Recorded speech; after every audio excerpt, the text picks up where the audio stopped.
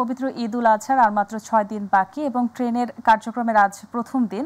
আফজাল, ঈদ যাত্রার সবশেষ পরিস্থিতি কেমন দেখছেন আমাদেরকে জানান। সাহিল, আপনি জানেন আজকে সকাল ৬টা থেকে ঈদ যাত্রার যে ট্রেনগুলো সেগুলো শুরু হয়েছে এবং এই ট্রেনের আজকের ট্রেনের টিকিট 10 দিন আগেই দেওয়া হয়েছিল অনলাইনে।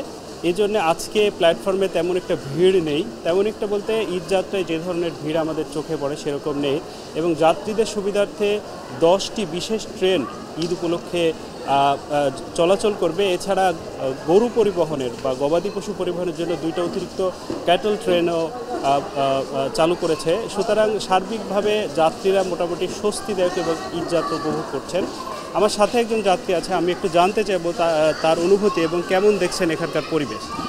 জি আলহামদুলিল্লাহ ভালো, আর পরিবেশও মোটামুটি খুব ভালো আছে গত বছরের তুলনায়। এই আর কি, এখন ঈদের শুরুতে তো ভিড়টা একটু কম, পরে বোঝা যাবে যে কী অবস্থা বা কী পরিস্থিতি হয়। কেমন লাগছে গ্রামে ঈদ করার? জি আলহামদুলিল্লাহ অনেক ভালো লাগতেছে। কোথায় যাচ্ছেন? আমি যাচ্ছি আজমপুর।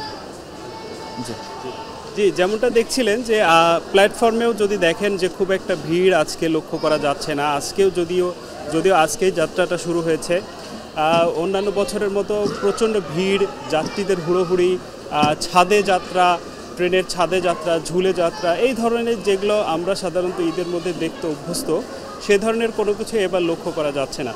সেই দিক দিয়ে তুলনামূলক একটা স্বস্তিদায়ক ঈদ যাত্রা উপভোগ করতে যাচ্ছেন রাজধানীবাসী, এরকমটা আমরা আশা করতে পারি।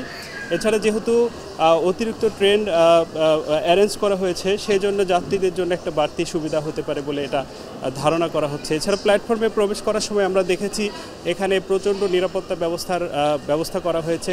এর ফলে টিকিট ছাড়া কেউ ভেতরে প্রবেশ করতে পারছেন না, টিকিট ছাড়া কাউকে প্রবেশ করতে দেওয়া হচ্ছে না। এখানে কয়েক স্তরের নিরাপত্তা দেখেছি আমরা। সেই সার্বিক দিক দিয়ে আশা করা যায় যাত্রীরা এবার নির্বিঘ্নে ঈদ যাত্রা করতে পারবে। সাহেলি। আফজাল, আপনাকে ধন্যবাদ।